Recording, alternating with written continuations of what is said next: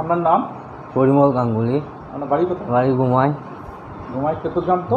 গুমাই কেতুগ্রাম। আচ্ছা, আপনি এখানে কিসের সমস্যার জন্য এসেছিলেন? এই কোমরের সমস্যার জন্য এসেছিলাম। এখন কেমন আছেন? এখন খুব ভালো আছি, এখন মোটামুটি সুস্থ। টানা 21 দিন মতো করলাম, করে খুব সুস্থ আছি, কোনো অসুবিধা নেই এই মুহূর্তে। আপনি তো কেতুগ্রাম চেম্বারও গেছিলেন, কাদার চেম্বারও এসেছেন, আপনার কোনো সমস্যা হয়েছে কখনো? না, কোনো সমস্যাই নেই, বলছি খুব ভালো। ফিজিওথেরাপি করে আপনার কেমন লাগলো? খুব ভালো লেগেছে।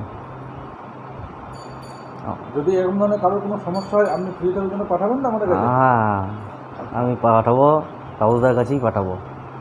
আর